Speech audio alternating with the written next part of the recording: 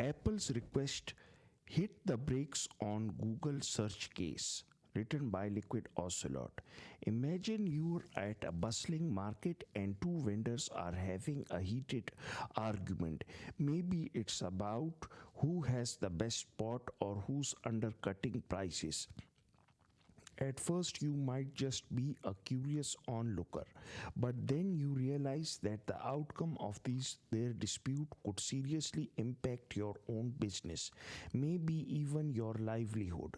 You'd want to speak up, right? You wouldn't want your fate decided without your input.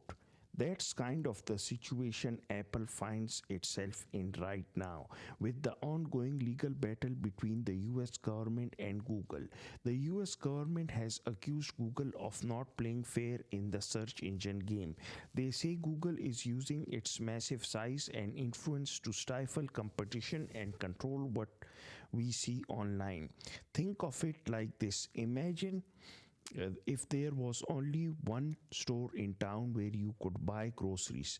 They could charge whatever they wanted and you'd have no other choice.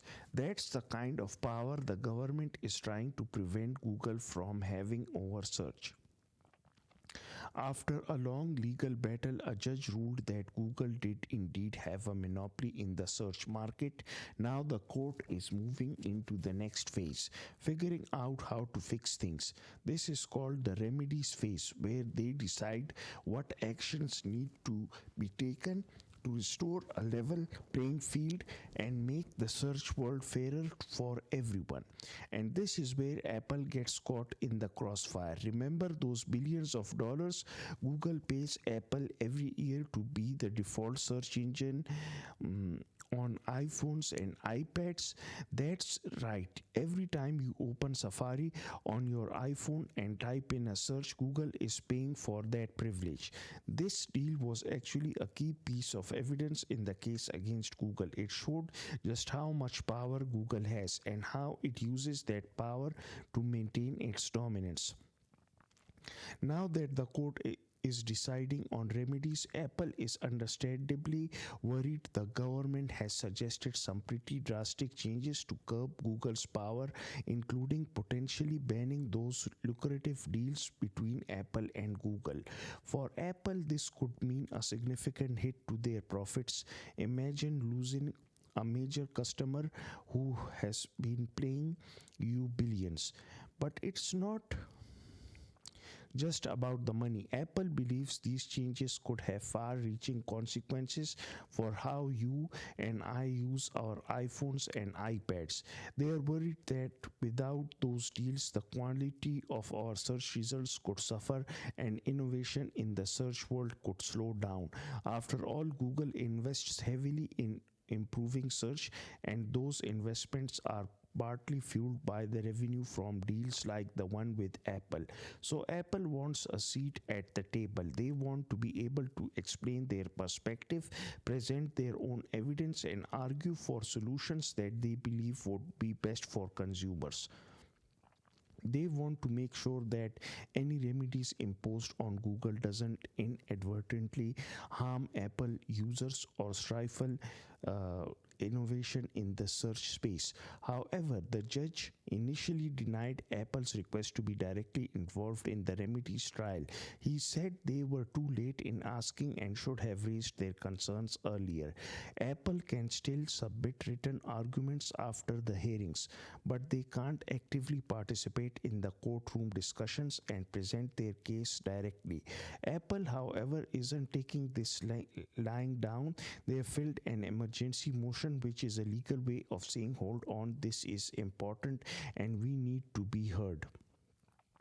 They are arguing that their interests aren't the same as Google's and no one else can properly represent their side of the story. They have unique concerns that won't be adequately addressed unless they are allowed to participate. To understand this better, think of it like a town council meeting where they're discussing new traffic rules. A trucking company might be worried about how the rules affect their deliveries, while a group of cyclists motorists might have concerns about bike lane safety. A local shopkeeper might worry about access for their customers. All these groups have a stake in the outcome. But, but their perspectives and priorities are different. That's how Apple sees it. They are worried that Google are while they're worried that Google while defending itself will focus on its priorities like defending its Chrome browser or its advertising business and not giving enough attention to the potential impact on Apple and its users. Apple is also concerned that the proposed remedies could tie their hands for years to come, preventing them from making deals with Google that could actually benefit users. They argue that they should have the right to negotiate freely and find solutions that work for everyone, not just for Google or the government. The judge, however, wants to improve things along quickly. He is hoping to wrap up the case by August, but Apple is pushing back, saying that a short delay is worth it to ensure all sides are heard and the best possible outcome is reached.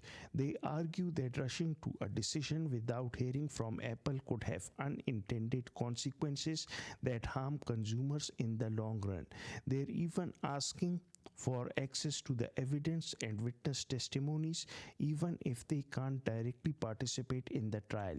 They are saying that being left out would cause them irreparable harm, in other words, damage that can't be easily undone.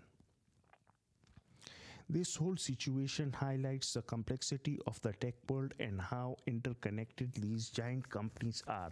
What happens to Google has a ripple effect on Apple and ultimately on all of us who use their products and services. It also shows how legal battles can have unexpected consequences, drawing in other players who might seem to be on the sidelines. It remains to be seen whether Apple will succeed in its appeal and get a voice in the remedies trial. But one thing is clear: this case is about much more than just Google.